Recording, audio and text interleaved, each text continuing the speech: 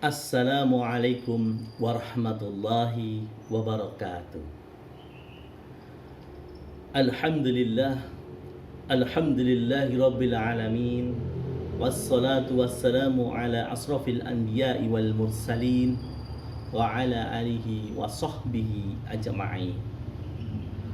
Anak-anak santriwan dan santriwati SDIT Muhammadiyah Sinar Fajar, marilah kita memanjatkan puji syukur kepada Allah Subhanahu wa taala. Sampai saat ini kita senantiasa diberikan nikmat dari Allah Subhanahu wa taala.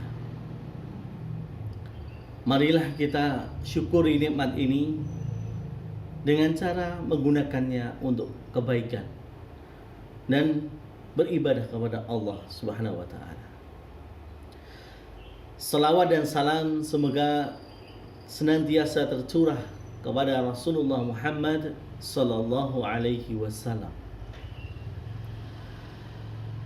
Anak-anak, di bulan Ramadan yang mulia ini, Ustadz mengajak kepada Ustadz sendiri dan anak-anak sekalian agar memanfaatkan waktu sebaik-baiknya, yaitu menghindari hal yang sifatnya sia-sia.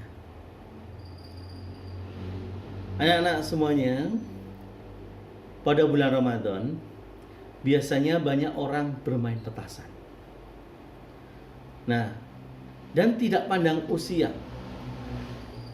dimanapun ada. Dari sudut pandang risiko, menyalakan petasan ini dapat membahayakan diri sendiri dan orang lain. Lalu bagaimana jika dipandang dari tinjauan syariat Islam?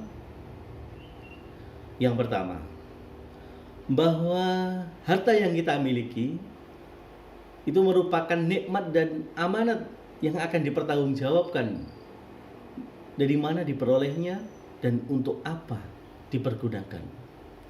Seperti firman Allah dalam surat At-Takasur ayat 8, A'udzu billahi minas syaitonir rajim. Tsumma latus'aluna yauma idzin 'anil na'im. Kemudian kamu pasti akan ditanyai pada hari itu atau hari akhir tentang segala nikmat. Yang kedua, mengganggu kaum muslimin, tetangga atau warga, termasuk mengganggu dengan meledakkan petasan, hukumnya adalah haram atau dosa. Rasulullah Shallallahu Alaihi Wasallam bersabda, orang Muslim itu ialah yang dimana kaum muslimin terbebas dari gangguan lidah dan gangguan tangannya. Muttafaqun alaih. Dan dalam hadis lain beliau bersabda, yang artinya, barang siapa yang beriman kepada Allah dan hari akhir, maka janganlah ia mengganggu tetangganya. Hadis riwayat Bukhari. Yang ketiga adalah mengganggu orang di jalan, hukumnya haram dan membahayakan. Karena suara petasan dapat mengagetkan dan bisa berakibat fatal bagi penderita penyakit tertentu, misalkan jantung dan lain-lain, termasuk orang yang sudah tua. Kemudian bisa menyebabkan kecelakaan.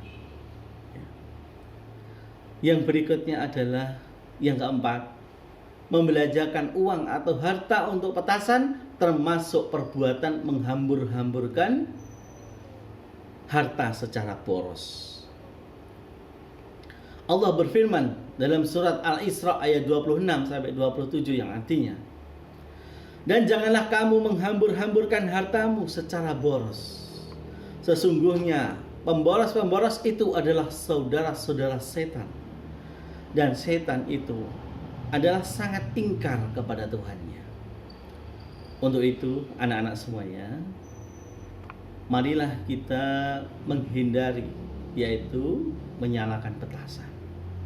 Begitu banyak dampak akibat dari menyalakan petasan itu.